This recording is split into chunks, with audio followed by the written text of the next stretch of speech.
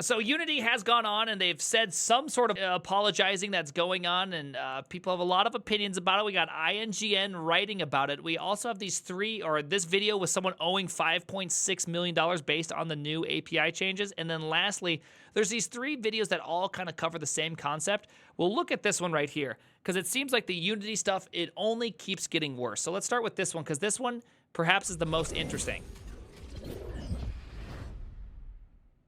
All right, yesterday I talked about the fall of Unity, and today I'm talking about it again. Why? Because it continues to get much, much worse, the picture continues to change, and because I'm now fascinated by it. Long story short, watching a company implode like this and scratching my head as to why makes me want to figure it all out. If not for certain, then at least plausible speculation on what the reasons might be, the secret agendas, or the hidden motivations. Do you think they made that animation in Unity? It would also be a crime. Doing this is actually a federal crime, by the way. I'm not going to bore everyone with a lengthy recap of stuff they've already heard because most people probably understand the gist of it already. However, the crux of the issue is this. Unity Technologies, a video game software company responsible for making the Unity game engine, has recently adjusted their fee structure. On top of a flat subscription service, they will now charge game developers per install, with retroactive terms of service changes, and that monetization scheme will have a severe negative impact on a great deal of projects. Going further, they deliberately pulled... So before we go on with that one, actually, I think it's a good time to take a quick pull out really quickly and jump over to this guy. So this guy makes this extremely long tweet thread where he talks about how he worked on some of the iterations of the year ago price change, and how this one, what's happening right here, is completely different than what he originally worked on, and here's the whole dilemma. But he does make one point that's kind of, in some sense, maybe interesting, which he is claiming that 95% of all game developers will actually have a cheaper experience with the per install than the royalty of Unreal Engine, and that's because Unreal Engine is about a 5% cap rate, or a 5%, not cap rate, 5% money-making fee. But I think one thing that's kind of missing from this, which it really is the core of all this, is install doesn't mean you made any money. It means you've made $0, and they're taking money. Whereas royalty, you've already made money. 5% of what I've already made is much different than 20 cents on $0 made. And so I think this is, even this explanation that is trying to give a light to everything, I still think it's missing that one big difference, which is that per game, download, installed, they hope with their magical algorithm, in which they haven't expressed on, that it's just going to be fine. But it's very interesting that, that's where we're at. That's what's happening, down their own transparency GitHub repo, tracking change. And me personally, I think that having a fee on money I've made is more reliable and understandable than a fee on user activity, right? I think it's just really hard to even qualify why that's a better plan, even if it is in 95% of the cases more money making, right? Even if in 95% of the cases you will make more money with the per install than a royalty, it still seems crazy. Changes like this and reverse a number of commitments from years prior about having the best interests of the community at heart. In essence, they destroyed the totality of their goodwill, jeopardized a multitude of projects, angered the entire industry, top to bottom, and they did all of it for what? More money? Sure. The CEO is an industry paragon of how to squeeze more money from an audience. I discussed that last time, but deeper than that... EA CEO, for those that don't know. Also, EA just really hasn't been making a lot of great games. It seems like there must be something more sinister happening. Avoiding the topics I focused on last time, you can just go watch the prior video if you want to hear about those. Let's take a look at the board of directors. We already know about John Riccitiello, however you say that, the CEO. He sold a bit of his stock right before this all happened. He was the former CEO at EA Games. He wanted to charge gamers per reload in the heat of the moment when price aversion was lowest, and the industry hates him for good reason. But who's this guy? Tomar Barziv. Credit where credit is due. Tugging on this thread is the result of a post on r/Unity from a user named Zijit. I'll link to that down below. Tomar Barziv is on the board of directors at Unity, but he is also the CEO of a company called ironsource. Now, ironsource itself is an important piece of the potential puzzle because ironsource actually merged in November of 2022 with Unity Technologies. This, at the time, was a $4.4 billion deal. Pretty big. But the landscape surrounding that deal is what matters most. For reference, ironsource is a company that specializes in mobile game development, monetization, and distribution. Okay. Ads. A lot of ads, right? Isn't that like one of the big ones? Is just a whole bunch of ads. It's kind of funny. All the people that run video game stuff seem like they've never played a video game in their life. What happened to the old days of Blizzard? The bygone days of yore, where they actually like used their own product. You know, like it's crazy. Like as a developer, it would be crazy for me not to use Netflix. I work at Netflix, by the way, just in case you're wondering. But it'd be crazy of me to do that, right? Like it would be an expectation that I understand how Netflix works and what is good and bad, right? Like it'd be crazy. And so like, what are all these people that are running these companies that have never even used their own product? It just feels completely, it feels crazy. That's the only way. Yeah. Dog fooding. You should always dog food. Okay, so Tomar Bar-Zeev, sitting on the board of directors at Unity Technologies and also CEO of ironsource, is a figure of interest, but it turns out that when you go down the list of Unity insiders who are selling stock in the company, this guy is by far the most aggressive. Over the past year alone, according to Fintel, it appears that Tomar Bar-Zeev has sold upwards of $20 million in Unity stock, which is interesting to say the very least. Now, remember that 4.4... Again, I typically don't like some of these points that is being made when people talk about like insider selling, because often these things, they have to be put in months in advance. We're talking about a long time. He just got his company built or bought, and he probably got the company in Unity shares, and he's trying to cash out on the shares themselves. I typically don't like that as like, oh, follow the trail, right? Like it doesn't necessarily mean something good or bad, potentially. I'm not saying it's all that. It can be that, but it doesn't always mean that. Billion-dollar merger between Unity Technologies and ironsource? Well, it turns out that deal had a number of, shall we say, complications. First, at the same time as this $4.4 billion deal, or merger, was taking place, a company called Lovin made a competing offer to buy out Unity completely for $20 billion. Lovin. But Unity rejected this deal, citing that the deal, quote, would not reasonably be expected to result in a superior proposal, end quote. I find that exceptionally odd on a personal level, given that the comparable market capitalization at the time was significantly below $20 billion, making this an offer that came with a sizable upside premium. Where's the old market cap? Why don't I can't, I don't know how to use this one. I don't use this website. Where them's market caps at? Am I blind? Here, Unity stock here. Just Google has a better one. Unity stock. All right, just give me the meat. What's their market cap? Okay, 12. Okay, so it's about the same price, 12. I can't use Yahoo Finance. It's impossible for me to use because it's made of actual magic. It's made of magic and things I can't understand. Okay, so they're at 12. So yeah, 20 would be pretty good. 20 would boost them up to like what, 45, 50, 45? Yeah, 45, something like that. Okay. Still, the deal with ironsource would leave Unity in control, while the deal with Lovin would reduce them to 49% voting rights, so yeah, it's a bit complicated, and they rejected the offer. Anyway, okay. After rejecting Lovin, Unity merged with ironsource, and now the CEO of ironsource, Tomar Bar-Zeev, as we've said, sells tens of millions of dollars worth of stock, while the company just sold his company. He wants to make some money, baby. He destroys every shred of community goodwill that it has, but it gets better. During the deal with ironsource, two investment companies, Sequoia Capital and Silver Lake, pledged to come on board with $1 billion invested in the deal itself. That's honestly peanuts compared to Lovin, but when the deal eventually did come through, two more people, one from each of those companies, joined Unity's board of directors, Egon Durbin and Rolaf Botha. These nuts. Starting with Egon Durbin.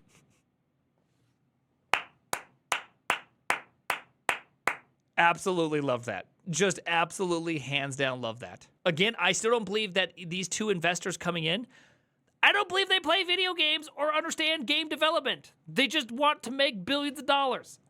He is a founding principal and managing director at Silver Lake, which it now appears, I shit you not, has sold the entirety of their directly held remaining stock in Unity Technologies, disclosed as of yesterday. Also, Egon Durbin, once again, big shout out to Zijit.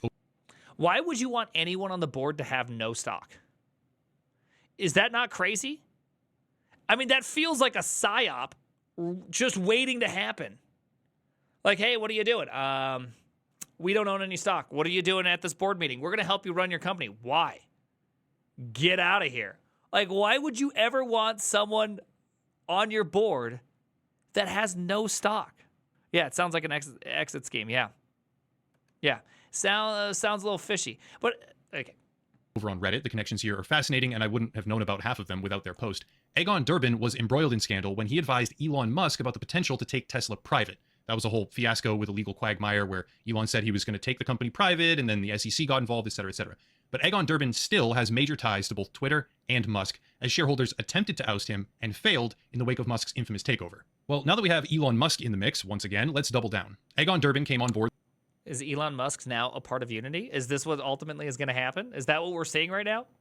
through Silver Lake, but Rolaf Botha came on board with Sequoia Capital. Both. Yeah. Rolaf Botha is part of what's commonly referred to as the PayPal Mafia, alongside Elon Musk. The PayPal Mafia, for those that don't know, is a list of former employees and founders at PayPal who have since gone on to create a giant spider web of technology companies. It includes names like Peter Thiel, Chad Hurley, co-founder of YouTube, Yishan Wong, founder of Reddit, and yes, Rolaf Botha, a partner now at Sequoia Capital, sitting on the board of directors at Unity. Get this, in October of 2022, Rolaf Botha was predicting success, quote unquote, for Elon Musk at Twitter, stating that his firm, Sequoia Capital, conducted due diligence and the business model can be improved. But let's expand on that comparison. See, Twitter actually made radical changes to their API pricing. Okay, now I'm not gonna lie to you. The Unity stuff is making me really confused at this point. Okay, I feel like this is getting a little deep for me to understand. But we'll hear about. We'll let the guy cook, and then we're gonna get to Unity. Okay. Model not long after Elon's I'm takeover. completely lost. And those changes are not dissimilar to those of Unity. Personally, I ran up against this when trying to map these huge. I'm not sure if Twitter's anything like Unity. Political bot networks with my team, and now I can't do that because I got locked out of the API based on those changes, and I can't afford to pay thousands of dollars per month to do it. Hosting costs have long been the elephant in the room for tech companies. The more traffic you get, the more expensive it is, and Twitter decided to start ruthlessly charging developers for API requests. That resulted in a lot of applications being deprecated because they just simply couldn't afford the costs being passed down to them in such a way, and the trend My guess is it's actually probably more to do with ChatGPT. That's always been my guess, is that they want to make some sort of internal deal with these large AI companies that have billions of dollars, and they just want to be able to be like, they're just kicking everybody out and then just being like, okay, you want access for everything? Here's our price for the normal person, which is like $1 trillion. And then we'll give it to you on a steal of a deal for 10 million. You know what I mean? Or 10 billion, right? Like, to me, that's probably the more likely, the golden API key. Yeah, to me, that's like, you know, to me, that seems just much more reasonable than. I'm more of a simple individual when it comes to these really complicated conspiracies. It really has to be one-dimensional because I doubt people can go beyond that. You know what I mean? They made TOS changes. Okay, yeah. That's what Unity's trying to do. It seems like Unity's trying to do something different because I can't make such a simple judgment on how does runtime fee equate to Musk effectively pricing out any hobbyist from using Twitter API. Do you know what I mean? Like, for me, that's where I can't do this. Let's let him cook because honestly, I cannot follow this. Okay, I can't follow this yet. I'm sure it makes sense. Reddit, much like Twitter, went down a very similar route, opting to start again. ChatGPT. I think this is a very simple ChatGPT one. How are you going to make a whole bunch of money? Jack up your API, sell it to OpenAI. Spontaneously charging for API usage, and Reddit CEO reasonable. Steve Huffman is on record praising Elon Musk's new monetization tactics for Twitter as a platform, explicitly saying that their conversations had been inspiring for him.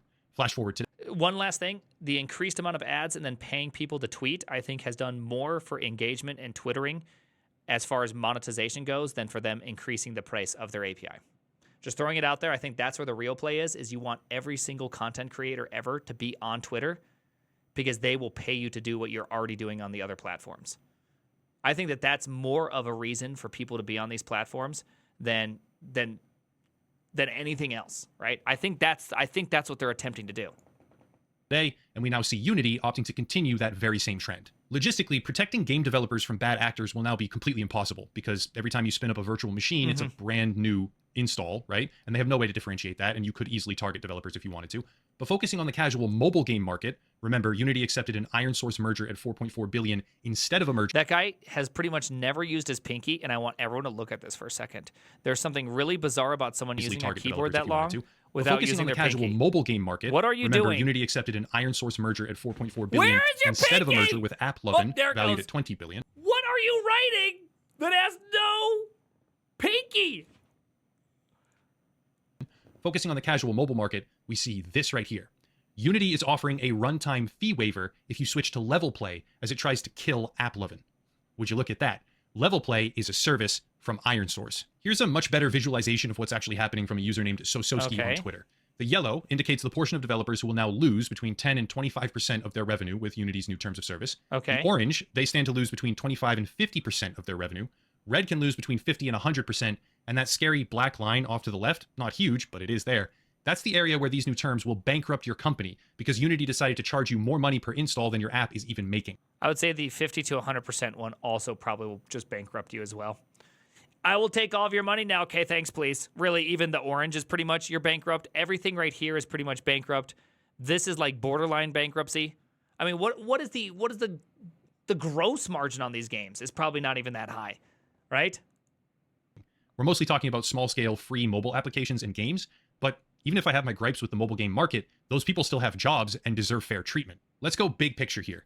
Unity is being raked over the coals, rightly so, for their decision to implement aggressive pricing on their customer base. That decision emulates a pattern that began with Twitter, was mirrored by Reddit, and is now making its way through the broader markets. The decision itself appears to be aimed at killing a competing service after Unity actually rejected a buyout offer from that service's owner in favor of a merger with This is hacker type, by the way. ironsource, who stands to gain the most from this entire controversy.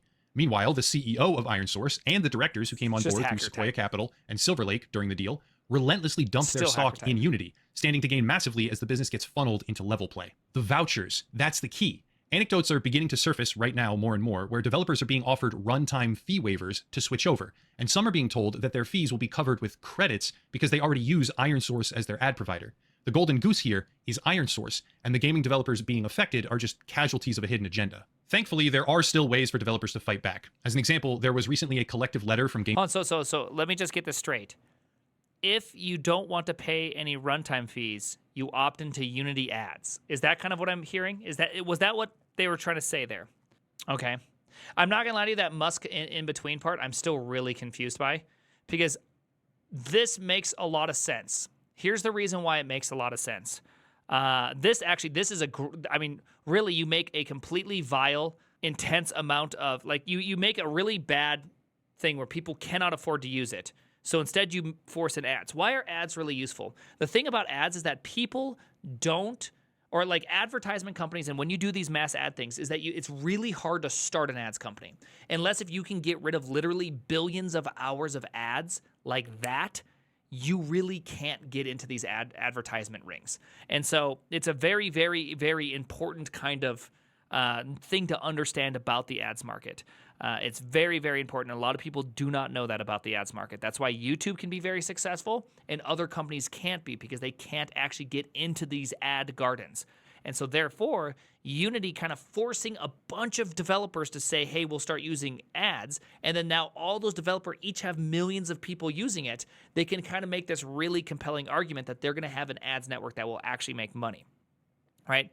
Again, I'm just giving like the most non-conspiracy take here ever, which is this seems like an ads play. This just seems like ads. Like, why aren't we always just going to Occam's razor and saying, where are the ads? That's all you really got to do for any of these conspiracy, and say, who's showing what ads? To me, this actually seems worse, right? When I say worse, I mean, this is just terrible, like forcing a bunch of ads on people, because I don't want to do that. You know what I mean? I don't want to watch a bunch of ads. Yeah, you get an instantaneous ad network if you could just force all these developers onto ads. And that's going to be literally billions of dollars. Occam's razor is a dick salad. It always ends in dick salad. That's the worst part about Occam's razor, is it always is. Oh, did someone say Pirate Software is here? Pirate Software, are you here? I'd actually love to hear Pirate Software's. Pirate Software, are you here? I'd love to actually hear your opinion on this. Yeah, Unity stuff, man. This is some wild stuff to watch. I'm pretty upset watching Unity do this, to be real, because they're such a pillar of the indie dev community and of game dev in general. For those of you who don't know me, my name is Thor. I've been in the gaming industry for about 20 years. I used to work at Blizzard Entertainment, then I worked for Amazon Game Studios, then the United States Department of Energy. I'm a hacker, pen tester, so the last job I had was hacking power plants for the federal government. After that, I quit, started my own game studio called Pirate Software, and now I make games here on Twitch. I've actually been streaming here full-time now for about 6 years. In fact, this category exists because I screamed at Twitch for 8 months, and then the community rallied around it, and everyone bitched until Twitch finally actually made the category. So, like, I've been here a while, right? Yeah, you've been here longer than I have. There's only a few people that have been here longer than me. It's like you and Lana Lux, and that's pretty much it. There's nobody else that's been here longer. I streamed back when we had the creative category, and then they turned us into game development. Then they deleted that, and then put us in what was it? Science and tech. Yeah, we were in science and tech for a while, where we would all compete with the chickens. The chickens. Yeah, we were competing with the chickens and the weed growing streams. Those were the two. The weed growing. So I mean, who could compete with earthquakes? Hey, I think earthquakes are still around. The earthquake one, yeah. There's the globe with the earthquakes on it. It's ridiculous. So basically the Unity stuff is ridiculous to me. There's a reason that the industry never goes towards a per install model ever. There's a reason hit us we've with never this done because that. to me it seems obvious, but I might be missing some key information here. So the first thing that I think of is, as a hacker, the first thing I go is okay, I have a rival company. They make a video game. I make a video game, and I want to compete with them. So what I do is I wait for them to get over the $200,000 threshold, which is how much you need in order for them to start hitting you with the 20 cent per download. I wait for them to get over 200,000 downloads. Then I set up a shitload of servers, and I use those I randomize the MAC address. Maybe I randomize some hardware info, and I download your game hundreds of thousands of times a day, but I don't do it that fast. I start really slow, and I ramp that up slowly over time, and your company goes bankrupt, and you don't have any actual customers. This is why we don't do this. This is the reason that the industry has never done a pay per download, pay per install kind of model, because it leaves these developers open to just insane abuse. And on top of it, the idea from Unity that somehow they're going to be able to resolve this and say like, oh, we know how all these downloads happen. They're only checking this by aggregate. They don't know how these downloads are happening. That means all piracy. That means all fraudulent downloads. That means everybody who downloads the game, deletes it, and then re-downloads it again. You're getting charged for all of that shit. This is outrageously stupid. I also heard that it's going to be not only that, but upgrades. I don't know if that's true. Like if you update your game, it has to re-go through the whole process, and thus you actually get. So every time you do an update, I didn't even realize that part. Now, if they're doing that too on top of it, that's I've crazy. read, but that seems kind of wild. And obviously, we were watching one of the stories. I don't know if you were on here, but we were watching a YouTube video about like kind of like the deep.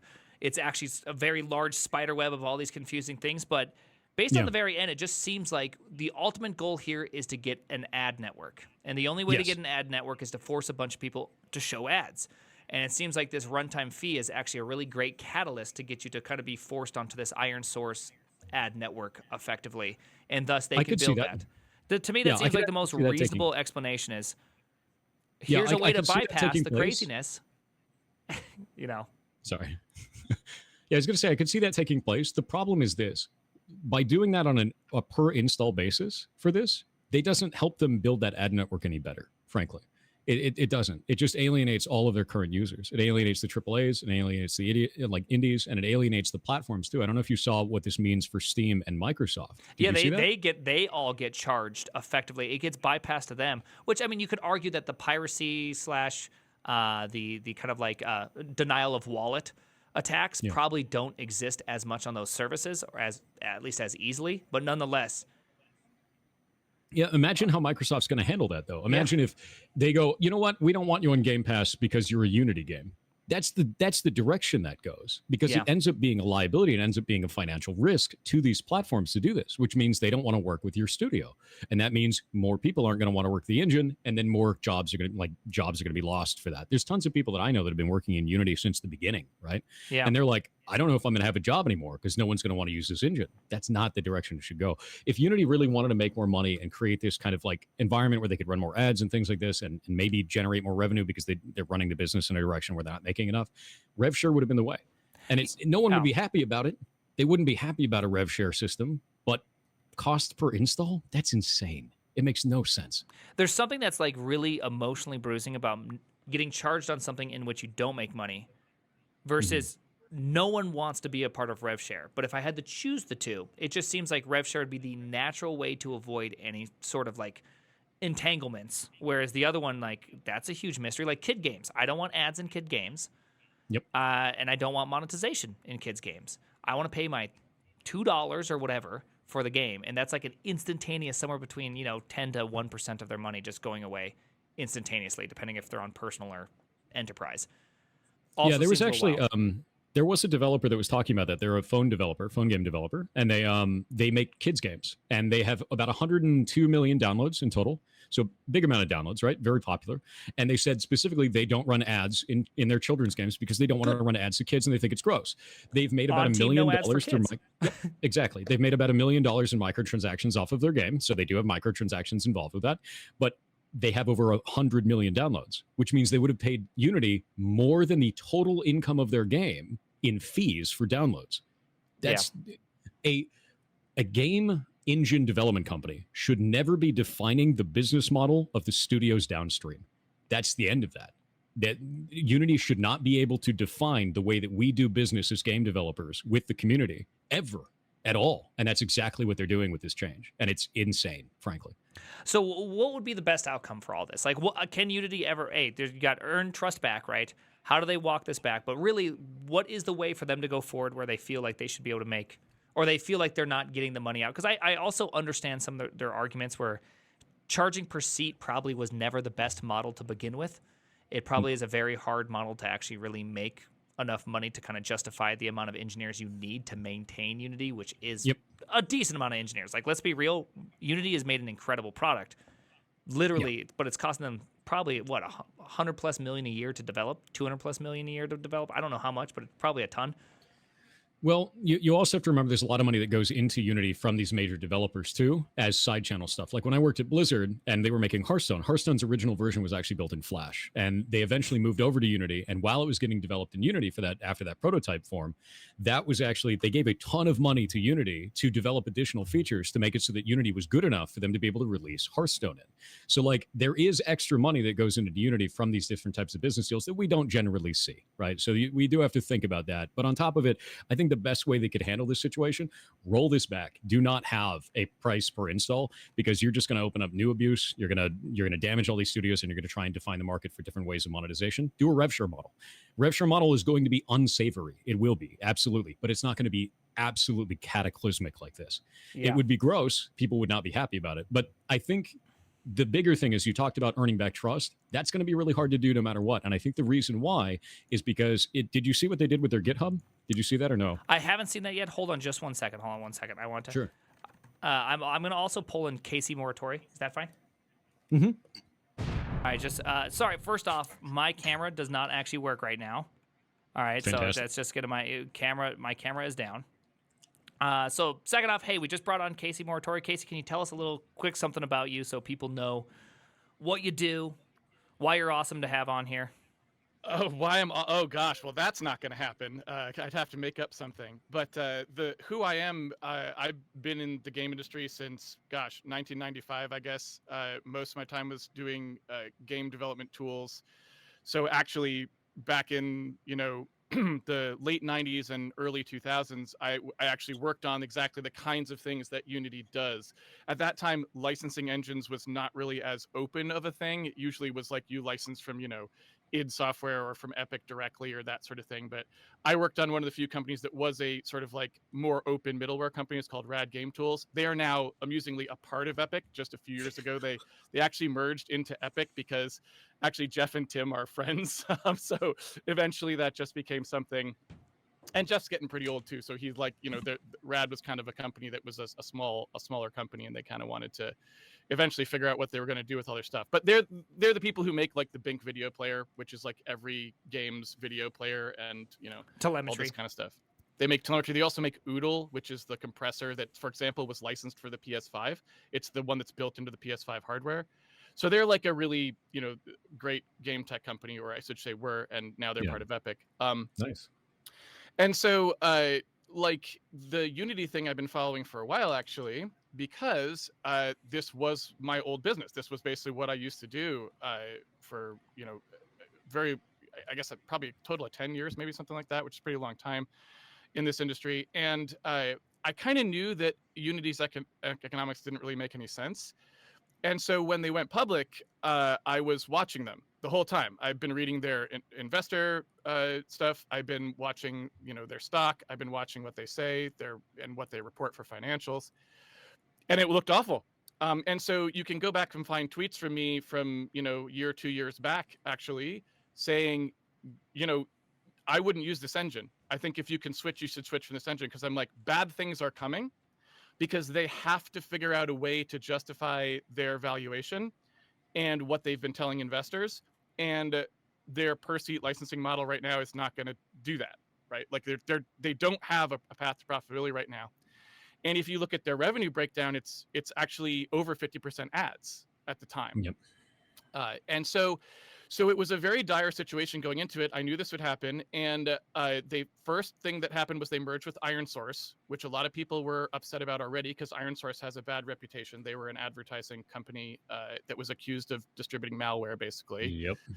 So they merged with ironsource, and that was kind of the first sign that's like, yep, things are starting to go a little bit sour. That's probably not something you would normally do if you were just a game engine company and interested in good reputation with your developers and so on.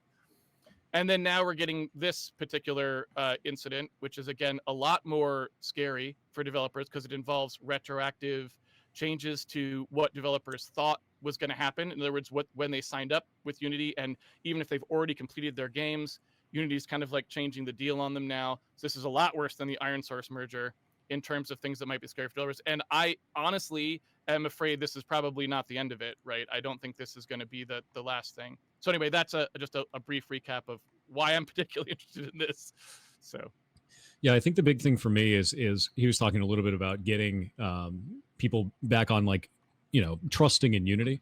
One of the things that they changed, and I tweeted out about this today, is they had a GitHub, and the GitHub was specifically set up for them to talk about their terms of service since 2019. And that terms of service was any changes they put forward, they put it out on there, and then everyone reviews it, and then they approve it, and it goes forward. They deleted that GitHub during this rollout. It's literally 404 now. It's so I can link that. I'm going to link that to you guys in chat. Yeah, okay. I have it right now. They actually just completely deleted the whole thing. Yep. Yes. They 404'd the entire thing. I sent you the tweet in DMs on Twitter, and I just put the link to the actual GitHub right there in chat. So, like, when you're talking about them earning back trust, dude, this was intentional. Like, they knew people were going to be pissed off about this. They shit it out right at the last second. They deleted the GitHub for this. Like, this is a terrible move, man. There's employees complaining about it as well, saying that they said for months that they were against this, and one of them actually quit. Let me go pull that guy up real fast. Yes, there have been multiple employees that have complained about this, saying they argued against it internally. So I've heard a couple takes, especially now, which is, hey, again, my camera's still broken, but that we should, like, you shouldn't have any sympathy for any of the employees because they still work at Unity. How do you guys feel about those kind of takes in that kind of sense? No, I don't think so at all. I don't think that makes any sense. Just because you're an employee for a company doesn't mean that you align your goals with all of the movements of that company. A lot of things are decided at the executive level. It's very clear that many of the employees did not know this was coming or stood against it. There's no reason to be mad at Unity employees. And I know the internet can be like a gross hate machine sometimes and go after people that are just associated with the company. And as an example of this, I helped launch Diablo 3. That was a shit show. Like, when we first launched that, it was a nightmare, and the Error 37 thing was crazy. And, like, people yelled at me. I was in QA at the time. It's not my fault that the game was bad, right? And the same thing's going to happen to Unity employees. It's not acceptable. You shouldn't do it.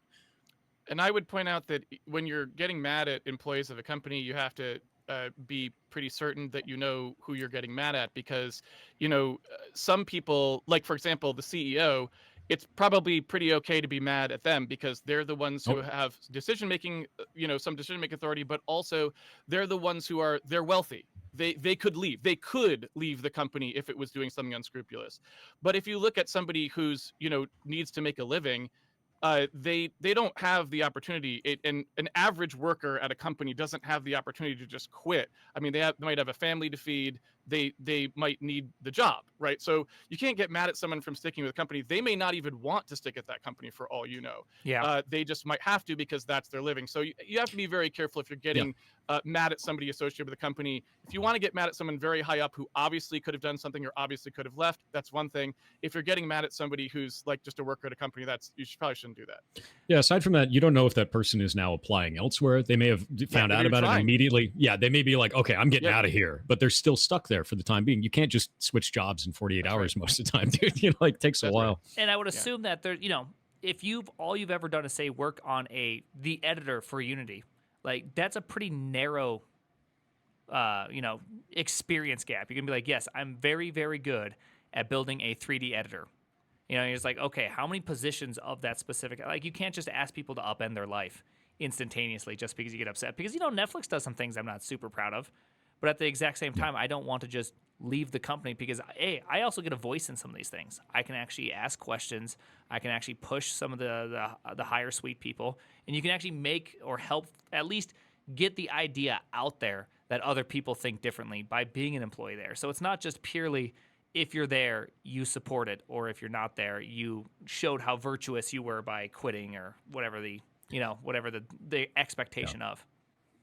Did you see the tweet by Jonah Forbes that I sent you, by the way? No, you want to just throw it in the Twitch chat? It's easiest if we keep it in the Twitch chat. just because I'll just throw it in the Twitch chat so you guys can have it.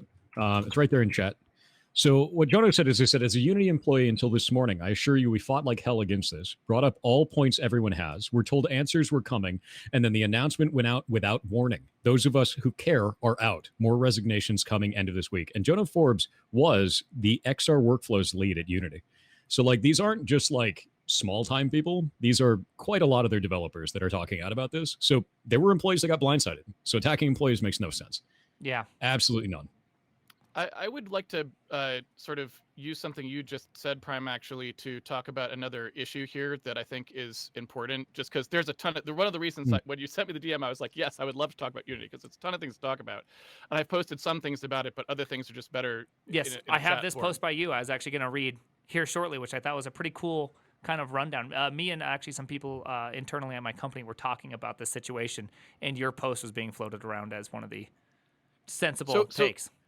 Let me add some more takes to that, because there's a lot here to unpack, and this is why I kind of wanted to talk about it. So one thing I'd like to talk about is effectively Unity, to my mind, and again, like everything here is just my opinion, so take it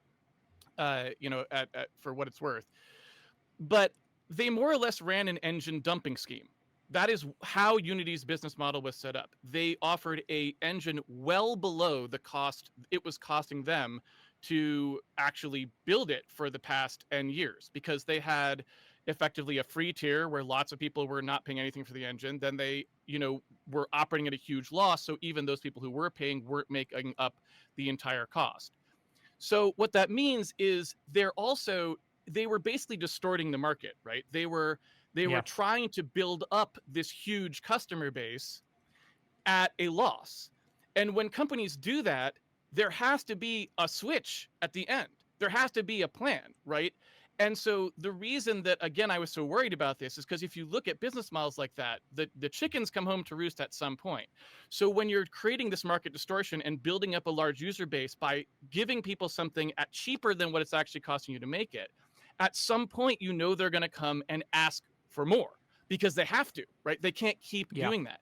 And so you see companies that have done this, like Uber or something like that. Eventually it's like the cost of rides is going to go up. That's just what's going to happen, because these things, don't get any cheaper at scale. They're already at that scale, right? So yes, they if have you're to losing make money up on their one, losses from somewhere. You're losing money continuously. It's not like you make money on 3 if you're losing money on 1. You either make money to begin with, you're just not making enough to pay the development staff, or you're not making money and it's not going to work no matter how many people are there. And if they were just, if they were like, well, we only have 500 customers and we think we can get that to 5,000 customers, and so that's where we think the extra money is. It's like, no, they were already pretty much as big as they could be in like sort of the game engine space. And so this is why I said, when you look at their investor material and stuff like that, what were they talking about? Growing their advertising market, right? Which was a big thing. They were talking about expanding into verticals. Now, expanding into verticals means doing non-game stuff. That requires, again, more R&D. It costs to get into that space. You also have to start thinking about other concerns. The engine might get worse for gaming because you're focusing on doing Hollywood effects with it. You're focusing on architectural walkthrough. You're focusing on product previs. You're focusing on digital twin, all these other things, right? I think that's something a lot of people don't realize too, is that Unity is not just used for games. It's used for a ton of other stuff. So is Unreal. It's used for a ton of different things. So like this is not just impacting the game development environment. Like it is, but it's not the only victim here.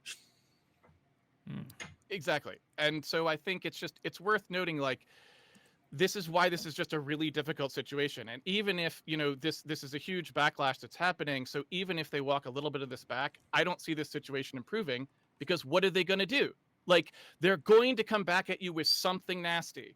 And my hope is that maybe they, like, the only real outcome I can see here that's positive for everybody, and it's not positive for a certain segment of their employees, it's not positive, but is if they massively reduce their spending, so they cut a lot of like sales and marketing and R&D into other things, and then just charge a more reasonable per seat price. Like, instead of having a free tier, they have to like raise that or stuff like that, and then they get to an actual profitable company. Even that, though, their valuation is just still way too high is the problem. When you're talking about this per seat license, they actually removed their low end per seat license in this change. Did you see that?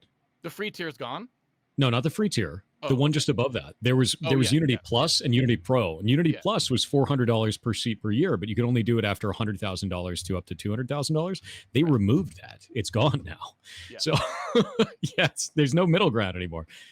So, I don't know. I don't get it. So I have another kind of a wrinkle to kind of think about with a lot of this, is that there's a lot of people, there's more and more kind of streaming of game and all this that is kind of going down. Now, how does this all work with people that are using Unity as an engine to stream games out to people to play in real time?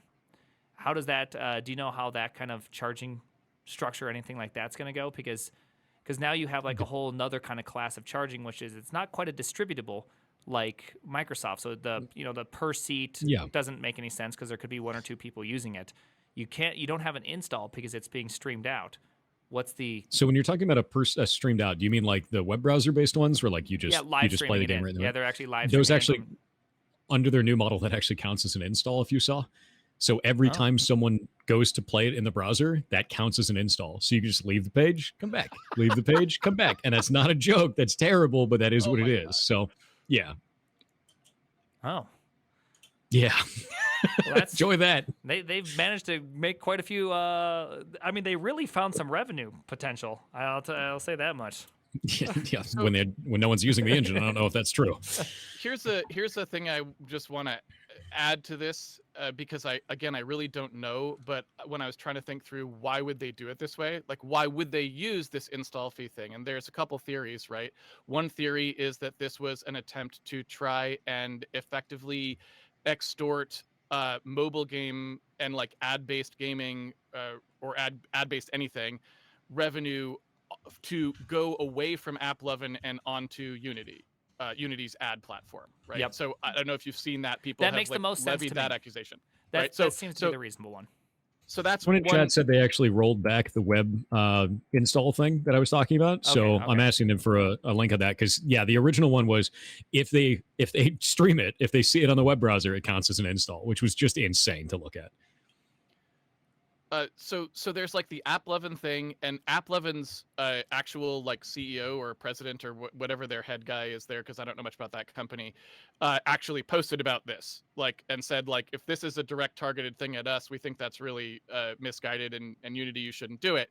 So that's one theory. I have another thing that I would add to that mix though, and that is that Unity has made many public statements in the past about how they weren't going to have royalties. And their actual like terms of service had things in it that said, for example, that they could change the fee structure, but didn't say anything about adding like revenue shares or royalties. And so one thing I'm wondering, because in my legal brain starts kind of getting suspicious at that point. One thing I'm wondering is, did they have to come up with a way to effectively charge a royalty in the disguise of a fee? Because if it was an actual royalty, they would be on even weaker grounds for the eventual lawsuits than they're already going to be. Because if you think about it, there's a very specific, they're calling this an install fee. Now, why are they doing that, right? Yeah, there's a reason for it. They're doing that because they need it to be legally constructed as a fee. That's my thinking, because otherwise, why would they have cared? So I'm also a little bit suspicious that they were probably sitting around talking about this with their lawyers, and they were like, how can we do this in some way that we don't immediately lose this lawsuit with the terms of service problem and all those sorts of things? And they're like, well, we said we could change fees at any time. Let's just call this a fee, come up with a way that this can be a fee for a per activity thing, instead of a royalty, which we maybe couldn't defend in court. So that's another. And simply delete the TOS at the same time. Just get rid of it. Yeah. Did you see this one? This is what they did. This is just 48 minutes ago, which it looks like they're going to cap the fee to a 4% assumption on revenue. So it's not a royalty, but it can go as far as 4%. The other thing that was interesting about that is it also said that developers would have to self-report their installs. Oh, I'm sorry. No one downloaded my game. Sorry about that. Yeah. I got officially zero. In fact, they did a negative 200,000 installs. So I think you actually owe me a little bit of money. Yeah. This but whole thing makes no sense, man. Like this is why we use a normal rev share model in the industry. This is why it's so standard, because this kind of a direction makes absolutely no sense. It is impossible to enforce. It leads to weird situations like this. It leads to defining how different developers can actually enter the market and how they can compose their business in the market. And it opens them up to abuse. Like the idea of just downloading a game and charging the developer, that's going to get abused to hell, man. Like Yeah. there's no good end to this. So I really don't understand why anyone who had the decision-making power to do this at Unity thought that this was going to turn out okay. It has to be some kind of insane kind of pressure that they're under to do this in this way for them to do it, because it makes no sense. It makes absolutely no sense in the market. I still think the most reasonable answer is two answers. One, the people running the company have never made games, or Sure. they're so abstracted away from the game market that at this point in their lifetime, they just don't have reality or touch. So this idea sounds really great on paper. We're going to make some more money. 95% of the cases will be cheaper than Unreal or whatever their supposed, statistics are. And that's that. So this is the idea. This is the direction we're going. And I still am contending that the ad revenue is the biggest driver, because if you want to make the $100 billion business, you got to have ads. If you want to be able to show anyone's ad, like Macy's will not show you ads unless if you can say, hey, I'll deliver 100 million hours of this ad. Like you have to say or I just said Macy's, I'm making up just a large company. It's very, very hard to get any large company to buy in without this. I mean, Twitch did the same thing. Why do you think Twitch started doing pre-roll? Why do you think they started pushing all this stuff, all this rev shares? Because they need to meet a minimum amount of saying, hey, we can scale our effectively our ad platform. We can do 100 billion minutes this month. This is why you should choose us. Because no one's going to choose any of these platforms if they know they can't get through it. I mean, Netflix has talked about some of the struggles with ads and being able to get through this as well. And some of theirs that they're growing it, and they will believe in the future at some point they'll be, at a good place for ads. And, but as you can see, if even Netflix is saying, hey, it takes a while to do it, and we have literally hundreds of millions of customers, it's not a straightforward answer. So to me, that seems like the most obvious one, which is the alternative is ads. Join into ads or get this really unrealistic fee. And so because there's no reason to do it otherwise. Because like the thing is they made it limited to 4% in this article, right? If they actually come out and say that, if this is true and not just hearsay, just do a 4% rev share and waive it if they use the ad system. Done. Like, why use this convoluted system of installs to do this? I don't understand why that would be necessary. If they want you to join into the ad system, they could say, if you join into the ad system, we drop your revenue share for every copy of your game it sells. Like, that's it. Yeah. That's an easy move, right? But with this, they're like, oh, if you're part of this, you have to pay 20 cents per install, and that's up to 4%. Like, you're just getting really in the weeds with how this is being implemented, and it's going to lead to confusion and people being pissed off. And like, there's no reason for it. Before this, it was uncapped, and that was even more ridiculous. But like, at least this is a little bit more sane. It still doesn't make sense, though. It could be greed. I mean, to say the least. Another reason why you would do the install fee thing is because it allows you to capture revenue from ghosts, right? People who have already sold 1 million copies of their game. If you're going to do a revenue share thing starting January 1st, well, you don't get any of that because it happened previously. But if it's an install fee, well, then every time people are installing those things on Steam again because they buy a new machine, you capture that revenue. So it's also like a way of shaking down a ghost for cash, right? And I guess that's true, yeah. I don't know if that, like I said, I can come up with tons of theories. I don't know how many of them they thought of and or like which ones they found compelling, but they're all bad. That's the weird thing. It's like every one I think of, none of it's good. No, none of it's good. Like even that situation where it's like shaking down a ghost, right? If somebody's just reinstalling the game a whole bunch of times, they're going to cap it at 4%. What if nobody's bought the game? What if you make 100,000 downloads and no one's bought the game in that time? They're getting 4% of nothing still. Yeah. So it's like this system still doesn't make any sense. Just do it at 4% rev share and lay it to bed, right? It's absurd. So let's follow with one last thing, which is, can Unity earn back the trust? Can they actually become what they were? Because, Casey, it seems like you've had a longer spotty history with Unity. But, I've always really just appreciated the fact that they've built something that I, a very novice game developer, but good programmer, could go and make a game. I think that's super, super cool. And it's actually pretty easy to use. And so is it possible for them to kind of win back the audience? Or is this kind of one of those permanent stains that are very, very hard to ever get rid of? It's really easy to lose trust. It's really easy to lose trust. It's super hard to get it back. And I think the biggest thing with this is the deletion of that TOS from like where they 404 their GitHub is going to do so much more damage If it was just a bad business decision, I think it'd be easy to walk back, but everyone knows they deleted that now. And the moment that they did that, it was like, oh, you knew this would be hated. It was intentional, and you just said F you. Like that's going to do so much damage on its own. If they would have left that up originally and then they walked it back, they're like, bad business decision. We're sorry about that. It's fine.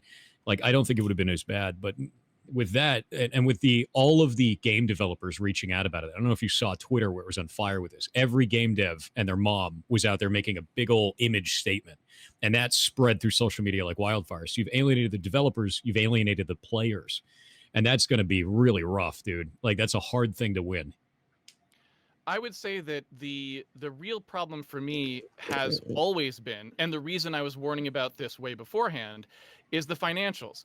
I think if they don't fix those, then I don't know why anyone would trust them. Because as long as their company is burning through that much cash, the game market is the engine market's not big enough to support it. You just kind of know that. So I feel like if you look, and Prime, you have the most corp cred of anyone here on this discussion. So I'm a sellout. Thank you. No, I mean this in the like way of like, you know what's up, and I don't necessarily. So here's the thing: per seat SaaS is a huge market. So I don't really understand why Unity didn't just try to be a per seat SaaS market for games. Is it just that maybe it's because they weren't satisfied with that, as maybe that's not quite astronomical enough. But when I think of like I said, you know, things like Autodesk licensing works this way. Adobe is a huge company that works this way. Was it just, what's the problem? Like, why couldn't they just be a SaaS company? I don't understand it, because if they had done that, then everyone's interests are aligned. You got to pay $100, $200 a month for this thing. Yes, it's somewhat expensive, but we give you this whole editor and the runtime. Everyone's interests are aligned. We don't have to start going off and, you know, having this huge ad business and all these other things. So I don't get it. That's the part I don't get. If they somehow could return to that and just say, we're going to be a straight SaaS company, you pay for your seats, we get rid of all this extraneous stuff, then maybe they could do it. But until those financials look better, they're just going to have to do stuff like this. And so I They're don't going to see do how weird stuff over and over. Yeah. Yes. You're totally So- right. You're absolutely right. So the financials are the problem. And until they articulate a way that they're going to have a business model that makes sense financially for them, that also makes sense financially for their customers, I don't see how the trust could be earned. They could fool people into trusting them, but real trust from people who are watching these financials, I don't see it happening. Yeah, and for the people that aren't watching into the financial side of that, like, they've pissed off so many people. And like, people who play video games, like a lot of people who play video games, they look up to the studio that they're at and they're like, wow, the studio of the game that I love is mad at Unity right now. And they'll just stop right there. They'll just be pissed at Unity forever. And they're starting to see games in Unity. They're like, oh, I'm sorry you made your game in Unity. That sucks. Like, even like, I run a game development community, right? Like, I teach people how to make video games as part of what I do here on Twitch, right? Because I've been doing this for like 20 years. And my Discord's got there's like 5,000 people in there. There's people in there going like, hey, how do I switch off of Unity? I'm terrified of this. Indie devs that are just starting out, that have never used an engine before, like, I don't want to use Unity because of how bad this looks. And people that have been in the industry for decades are like, I don't want to use Unity because of how bad this looks. So they've pissed off everyone top to bottom here, like every single type of studio you could have, going all the way down to the novice, right? And I don't know how they're going to win that back, dude. Like, I don't see an end game where that works, where if you pay attention to the financials, like you said, completely correct. It looks really unstable. If you're not paying attention to the financials, you go, wow, everything's on fire, and this looks like it screws over my favorite game studio. I don't want to touch this studio, or I don't want to touch this Unity. So, like, I don't know how they win that back, dude. Especially with like the removal of the TOS just kills me. I think that's the worst one, because it shows so much intent for the action, and that's like, you bastards, you know. Because it's one thing to take the L and be like, hey, we screwed up. Hard to earn back trust, hard. Because even if they went back, you still have to answer the question of, you know, the financials and all that, and why doesn't SaaS work? And ultimately, being a publicly traded company, people want you to earn more money. And so that's like a danger. It should have remained private, be a private company, probably would have solved most of these issues, because you don't need more money. You just got to be fine with what you make. And so, like, those things all put together seem hard. And then you have this whole thing with app Lovin and ads and trying to make your own ad platform. It just seems like no matter what they're going to do, how are you going to sell it in 5 years to all these kids right now that are coming into it? Yeah. Or the next generation is going to have this kind of like huge. It took to relate. Microsoft had a really hard time getting over their EEE days, right? I mean, despite them still doing it, but nonetheless, it took it a long time for developers to start trusting them again. And so you could see the exact same thing. Is like, do they have the ability to do a decade of winning back people's trust? It'd be really hard. And you've also got the elephant in the room too, because you have things like Godot, which is another option that people are starting to get really into. A lot of Unity devs are like, I'm just going to switch to that because it's free, it's open source, and it has a lot of really good features. The way that I see Godot right now is it's Blender. It's Blender back in the old days, back when Blender was fighting against Maya and 3ds Max, right? When you saw like Blender in the early days when it was kind of crunchy and it was getting a little bit better over time, and now Blender's awesome. It's really good shit now. And Godot's the same way. You're going to see that just keep excelling it. And they've gotten a huge amount of support, a huge amount of interest because of this. Like Unity has literally just handed them a golden ticket and said, take this, take my whole business away from me. And with something that's free and open source like that, you don't have to worry about this happening again. So a lot of developers are going to choose that because it's stable over anything else. And some of them are going to choose Unreal because that has a stable business model that makes sense over anything else. Yeah. So like, not only do they have to win the trust back, but they've got competitors that already have it. Like that's the big thing, And I think we don't know if we've seen the last of that yet, because, for example, there are two things that could be coming down the pipe for all we know, right? And I don't know. One of them is Unreal makes a move at this point, and they offer better terms than they're offering right now as a way of capitalizing on this. I doubt they will, because they're more of a Fortnite company than an engine company. I mean, they don't really care about engine licensing that much anymore, right? But the other one is that there's a big defector to Godot, because one of the things that Godot doesn't have right now is any really high profile people. They have some games that have been successful, like Brotato, I think, and there was another one that there was a Sonic game made it too. Yeah. And Dome Keeper. So they're getting a little bit more street cred there. But if some major company like who's a Unity, a main Unity house, like, Playdead or somebody like that, decides to do their next really big, heavyweight game in Godot, and that announcement comes down the pipe, well, there's more there than just the credibility. When you work with some high, like, more AAA sort of direction game like that, you get a lot more of their developer input. You get them contributing back to the engine. The engine gets polished in ways that it wasn't polished before. And that also adds a lot of momentum to your engine too. And so Unity has basically now opened the door for those big defections to happen. I don't know if they will, but if they do, that adds a lot of momentum to Godot, right? At precisely the time when Unity can't really afford it. So again, we don't know what's going to happen in the next few months, but we could see something like that. Do you think I'm already seeing other studios doing, like other engine companies doing the exact same thing. So if you look at Game Maker Studio, it's really good for making 2D games. It's actually one of the things that I work in. They offer now free exports for the next 3 months. They just immediately put that up because they're like, oh, Unity's getting wrecked. Perfect. Come over here and get free exports for 3 months. Like that is that you're going to see that immediately. It's smart. It's really smart. Do you think that open source has the ability to actually capitalize on this? Because there is, there's Bevy. Bevy's a big one. People are really, all the Rust nerds are just horny as can be over Bevy. Obviously, Godot is doing really, really good. Like, can it actually become good enough to compete with Unity? Because I would assume with 7,000 employees or whatever the crazy number I've heard, they can build things quite quick. And so is it possible for something open source to actually do something well? Or is it just kind of more of a pipe dream? I think Godot is already doing things quite well. I think some of the games that were made in it are actually really fantastic. And with this kind of interest on it, I expect very good things from it, personally. And that's because I make games for a living. That's what I do. I'm planning on looking at Godot as one of the options for our future games. I was already planning on doing that. And after this, seeing that they're getting so much interest right now, that means that they're going to get a whole bunch of people that want to use it. They're going to get a whole bunch of, feature requests. They're going to have people that are interested in helping with the project, building this stuff out. This is only going to be positive for it. And I don't see any reason not to use it. And with the idea of like, wow, I never have to pay a seat license. I never have to deal with cost per install. I never have to deal with royalty structures. None of this shit. I can just have the engine and just build things in it if I want to. And I can modify the engine if something doesn't work to the specification that I need to. That's some powerful stuff. That's really good. And for very novice developers, like ones who are just starting out, it's still very usable. In fact, I run a game jam 4 times a year, every year. And we get hundreds and hundreds of submissions in this game jam, right? More than half of the submissions are made in Godot already. And they have been for the last 2 years. So people are definitely using this. And the younger generation of people who are just getting into this, the ones who are just starting this, are definitely using it as well. Okay.